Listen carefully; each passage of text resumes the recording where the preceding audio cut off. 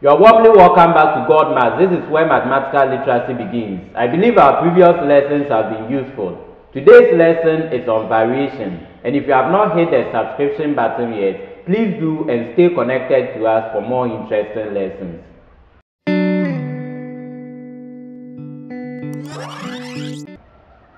Variation in mathematics deals with the relationship between different variables.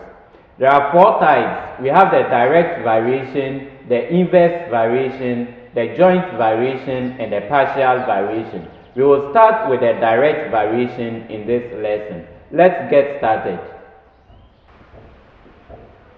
Direct variation deals with the relationship between two variables, where an increase in the independent variable will lead to an increase in the dependent variable. Now suppose you work in a factory where you are paid according to the number of days you work, and that we will represent the number of days by D.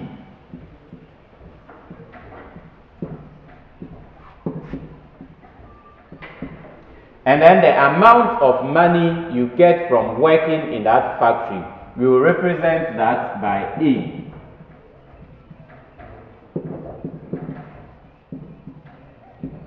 Now, since the amount of money you get from working in that factory depends on the number of days that you work in that factory, we would say that the amount of money is directly proportional to the number of days, which simply means that if you work for more days, you will earn a higher amount of money. Mathematically, we will express this as amount of money is directly proportional to the number of days. This is what we call a direct variation. Now, if we want to express this in a mathematical equation, then we will introduce a constant k, and then our variation is now going to be A is equal to, we are writing this now in a mathematical equation form, k times D, where A is the amount of money you will get, D is the number of days you will work in the factory, and then K is called the constant of proportionality.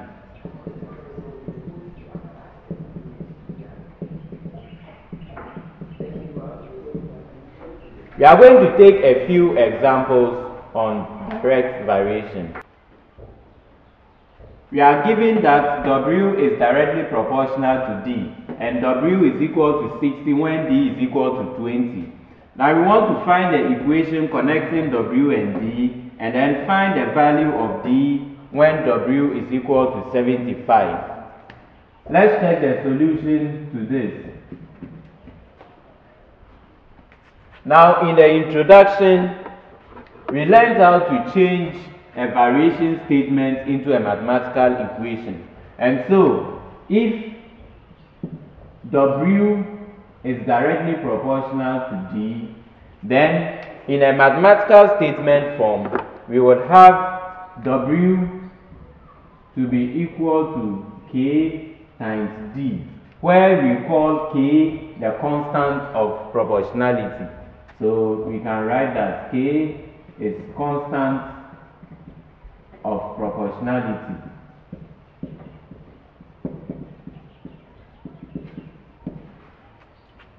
And so, since W is equal to 60 when D is equal to 20, it means when we put 60 in place of W, then we put 20 in place of D. That will give us 60 is equal to K times 20. In finding the value of K, we divide both sides by 20, and then this gives us 3. So this implies that K is equal to 3. Now the equation is W is equal to KD. And so when we put 3 in place of K, we will have W to be equal to 3D. And then the next one is for us to find the value of D when W is equal to 75. So that is II. We are given the value of W, and we know that W is equal to 3D. So we put 75 in place of W. This and we will have to be equal to 3D. We want to find the value of D. So D will be equal to 75 from 3 is 25. Then we will take the second example where we are given that f is directly proportional to the square of b, and f is equal to 3 when b is equal to 4. So we first have to change the variation statement into a mathematical equation, as this is our second example. So the variation statement given is f is proportional to the square of b, or b squared, and so f will be equal to k times b squared, where k is the constant of proportionality. And so since f is equal to 3 when b is equal to 4, we will have 3 to be equal to k times 4 squared. Note that f is 3, so we put 3 in place of f, and then in place of b we put 4. The b is squared. Then in finding the value of k, we divide both sides by 4 squared, so that 4 squared cancels 4 squared, and finally k will be equal to 3 over 16. 4 squared is 16. So we put the value of k back into our mathematical equation, and that will give us f is equal to 3 over 16 times b squared. Then now we want to find the value of f when b is equal to 3. So when b is equal to 3, that means we put 3 in place of b, and that will give us f is equal to 3 over 16 times 3 squared, which is b squared here. So that will give us f is equal to 3 over 16 times 3 squared is 9, and that will give us 27 over 16. This cannot be simplified further, and so that becomes our final answer. Let's take our next example on direct variation. The weight of a metal ball varies directly as the cube of its diameter. A metal ball of diameter 5 cm weighs 75 newtons. Find the weight of a ball of the same metal with diameter 2 cm. Now in this statement, we are talking about two variables, the weight and then the diameter. So let's represent the weight of the metal ball by W, and then represent the diameter by D. Then we will have W to be equal to, or W is directly proportional to the cube of D. The weight W varies directly as the cube of the diameter. The cube of D is D to the power 3, where in this case W is the weight of the ball. So W is the weight and D is the diameter of the ball. So from this, we turn the variation statement into a mathematical equation, and that will give us, if W is directly proportional to the cube of D, then W is equal to K times the cube of D, where K is a constant. Then we are also given that a metal ball of diameter 5 centimeters, which means that when D is equal to 5 centimeters, the weight W is equal to 75 newtons. So from that we will have 75 is equal to K times 5 to the power 3. The diameter is 5, the weight is 75. Then 75 will be equal to K times 125. We divide through by 125 in finding the value of K. So K will be equal to 75 over 125. That will give us 3 over 5. Then our equation is now going to be W is equal to 3 over 5 times D to the power 3. And now we want to find the weight of a ball. So we are finding W with the diameter 2 centimeters. So D is equal to 2.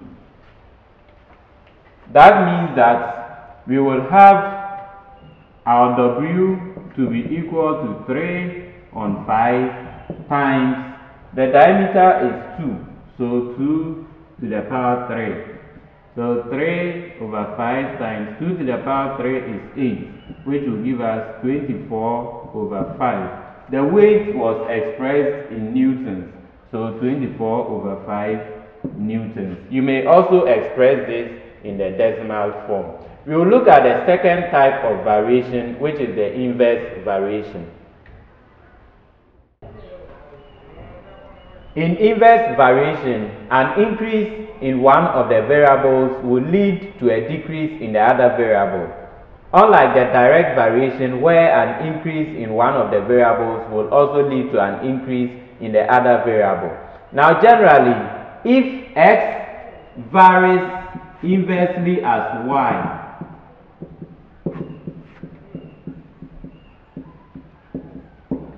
then the variation statement for this will be written as x is inversely proportional to y.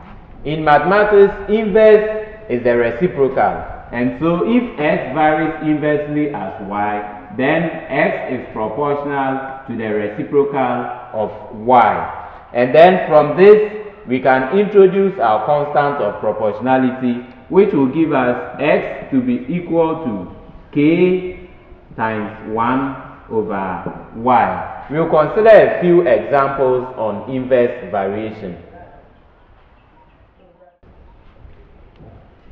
V is inversely proportional to R. When R is equal to 4, V is equal to 20. Find the constant of proportionality. Find the value of R when V is equal to 5, and then find the value of V when R is equal to 10. Now, if V is inversely proportional to R, then V is proportional to the inverse of R, or the reciprocal of R.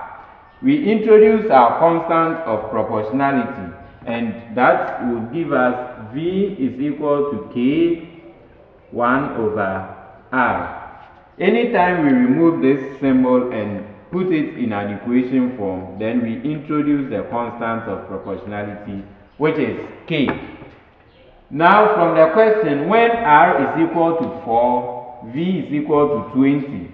So, we put 20 in place of V and put 4 in place of R, which will give us 20 is equal to K 1 over 4. We want to find the value of K. So we have 20 is equal to K over 4. And then K will be equal to 20 times 4. That is, we multiply both sides by the denominator. So 4 times 20, and that will give us 80, which is the value of the constant of proportionality. Then the next one is for us to find the value of R when V is equal to 5. We know that V is equal to K in brackets 1 over R. So V is equal to K 1 over R. Now we know the value of K to be 80. So V will be equal to 80 1 over R. And then we want to find the value of R when V is 5. So V is equal to 5. Therefore, we will have 5 is equal to 80 times 1 is 80 over R. We multiply both sides by R so that we will have 5R to be equal to 80. Then we divide both sides by 5 and then r will be equal to 16. Then finally, we want to find the value of v when r is equal to 10. We know that v is equal to 80 times 1 over r. And so when we are given that r is equal to 10, then v will be equal to 80 1 over 10. 80 times 1 is 80 over 10, and that will give us 8. Let's take our second example on inverse variation. The current I in an electric wire varies inversely as the resistance R. If a current of 30 amps is produced by a resistance of 2 ohms, what amount of current will be produced by a resistance of 5 ohms? So in this question, the current is represented by I, and then the resistance is represented by R. And then we are given that I varies inversely as R. So we will write that as I varies inversely as R, or I varies as the inverse of R. A current of 30 amps, that is when I is equal to 30, is produced by a resistance of 2 ohms. R is equal to 2 ohms. And that will enable us find our constant of proportionality. In changing this to an equation, we'll have I is equal to K times 1 over R. And so, when I is 30, we will have 30 is equal to K times 1 over 2, which is the value of R. We multiply through by 2, which is the denominator. And that gives us K times 1 is K to be equal to 60. So in effect, the equation is going to be I is equal to 60 times 1 over R, which will give us 60 over R. Then we want to find the amount of current that will be produced by a resistance of 5 ohms. So we want to find I when R is equal to 5. And so I is equal to 60 over R. That will give us 60 over 5, which will give us 12. The resistance was given in ohms, so we will have 12 ohms. We will consider a slightly different example on inverse variation. In this example, we are required to copy and complete the table, given that y varies inversely as x.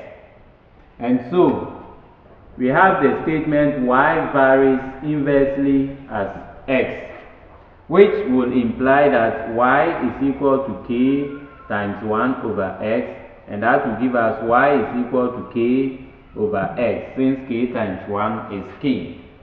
Now, from this equation and from the given table, we know that when y is equal to 5, x is equal to 20. So, from that, when y is equal to 5, x is equal to 20. So, we can find the value of k using this. 5 is equal to k over 20. We multiply both sides by 20, and then we have k to be equal to 20 times 5, which will give us 100. Then finally, our equation will be y is equal to 100 over x. This is the equation which has been used to draw this table. And so we are going to use this equation to find out the missing spaces in the table. So let's draw the table again, as we are required to copy and complete it. So we draw the table. We have y and x. Then we have 2 5 and 20. We have 12.5. Then we have 12, and then finally we have 10. So using the equation y is equal to 100 over x, since we have y is equal to 2, y is equal to 100 over x. So when y is equal to 2, we will have 2 is equal to 100 over x. So 2x will be equal to 100, which means x is equal to 100 over 2. That is, we divide both sides by 2, and that will give us 50. So we have 50 here. Then next we have x to be equal to 12.5. So with the same equation, y will be equal to 100 over 12.5. And 100 over 12.5, that will give us 8. So we have 8 here. Then next, we have the value of x to be 12. So y will be equal to 100 over 12. And that will give us 8.3.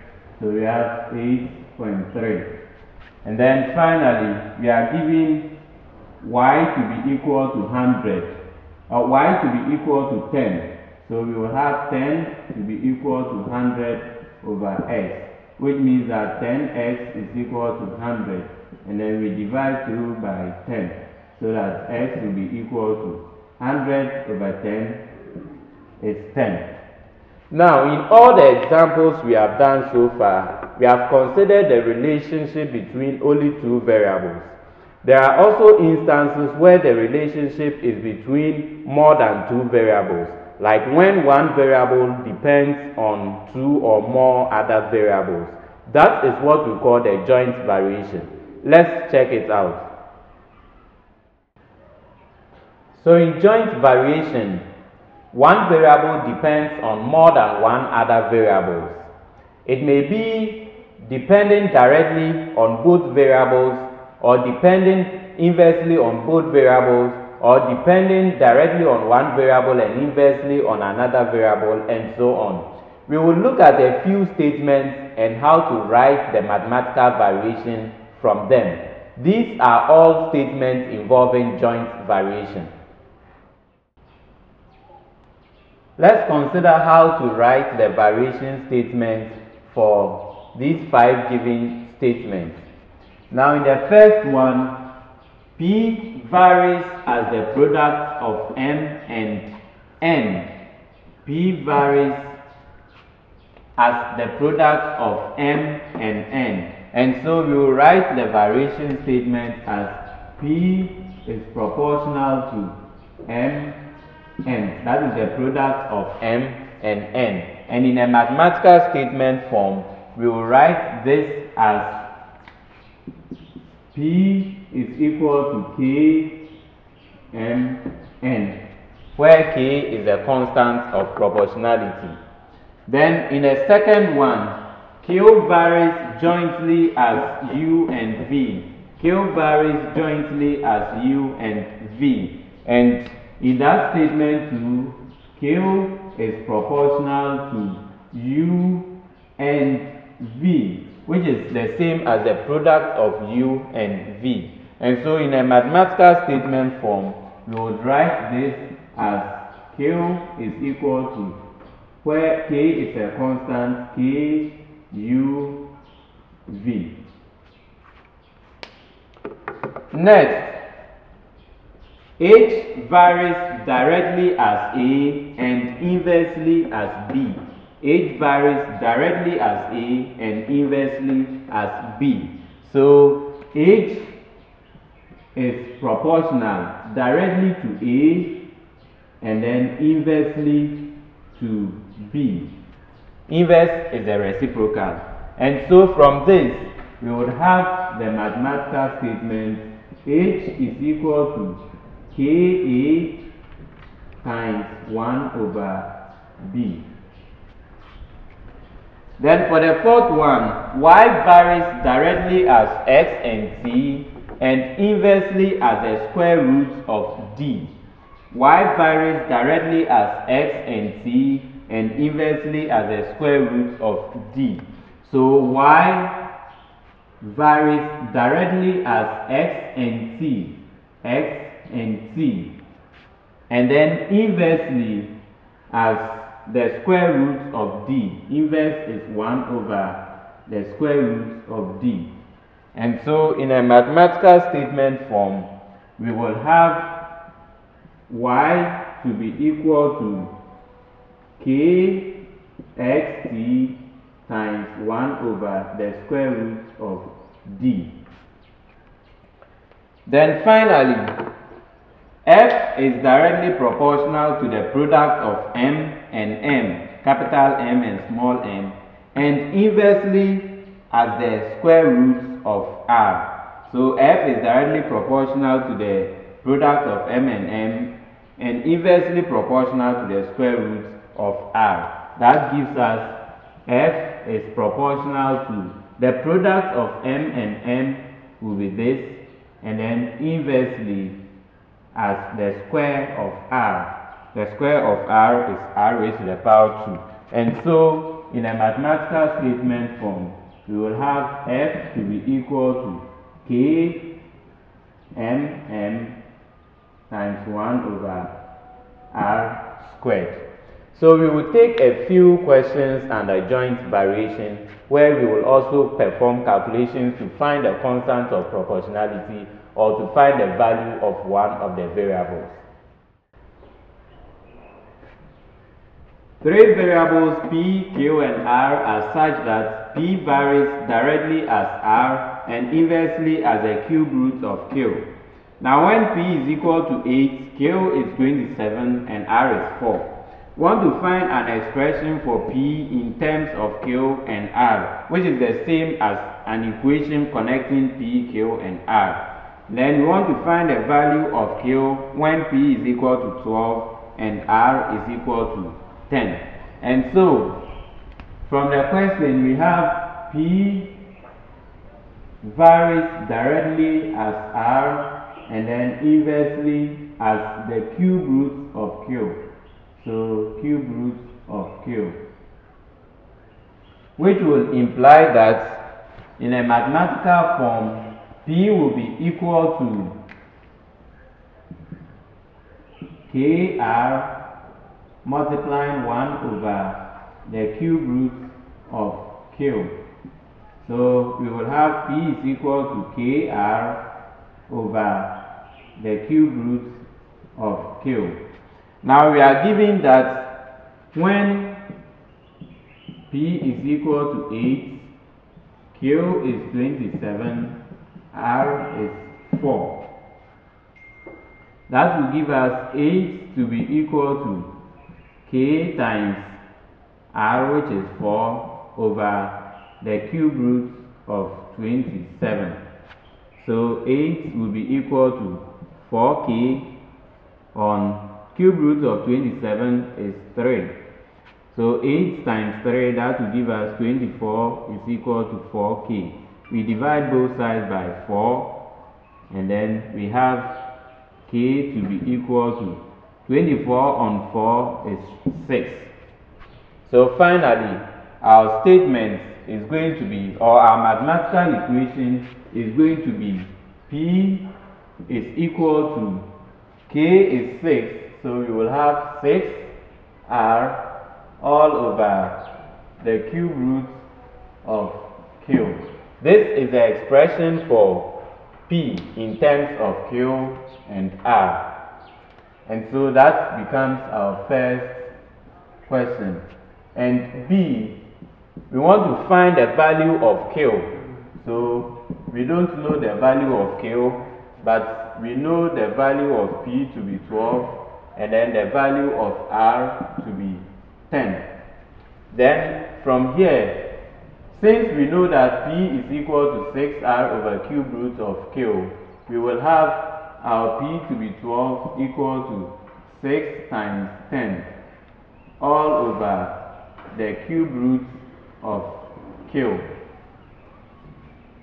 So in finding this, 6 times 10 is 60. So 12 times the cube root of Q is equal to 6 times 10, which is 60. Now, since we want to find Q, we will first divide through by 12, so that we will have the cube root of Q to be equal to 60 on 12 is 5. And if we want to find the value of Q, we find the cube of both sides, so that cube root cancels cube. And finally, our Q is equal to, the cube of 5 is 125. Let's take our second example on joint variations. The rate of revolution N of the tires of a car varies directly as the speed V of the car and inversely as the rim specs R of its wheels. At a speed of 35 km per hour, a tire of rim 12 model makes 140 revolutions per minute. Another brand of the car is fitted with rim 18. Find the rate of revolution of the tires at a speed of 30 km per hour. Now, from this question, N varies directly as V and inversely as R. So, N varies directly as V and inversely as R. This is the variation relation from this question. And so, putting it in a mathematical equation, we will have N is equal to KV then times 1 over R. We have discussed this in our previous examples. So N will be equal to KV over R, where K is the constant of proportionality. K is the constant of proportionality. Now from the question, when V is equal to 35, that is at a speed of 35 km per hour, V is the speed. R is equal to 12. Set at a speed of 35 km per hour, a tire of rim 12 model. R is the rim specs, so R will be equal to 12, and it makes 140 revolutions per minute. So N is equal to 140. N is the rate of revolution. So when we put these values in their respective positions in our equation, that is 140 in place of N, 35 in place of V, and 12 in place of R. Then divide through by the coefficient of K, which is 35, and that gives us K is equal to 48. When we put this in our equation, we will have N to be equal to 48V divided by R. Then another brand of the car is fitted with rim 18. That means R is equal to 18. We want to find the rate of revolution at a speed of 30 km per hour. So R is equal to 18, the speed V is 30, and we want to find N, which is the rate of revolution. So we put 18 in place of R, put 30 in place of V, and that gives us this, which finally gives us 80. Therefore, the rate of revolution is 80 revolutions per minute. Note that the rate of revolution was given in revolutions per minute. So we have 80 revolutions per minute. This example brings us to the end of our lesson on the first part of variation. In our next lesson, we will look at the partial variation and also solve some likely examination questions on variation. See you in our next lesson.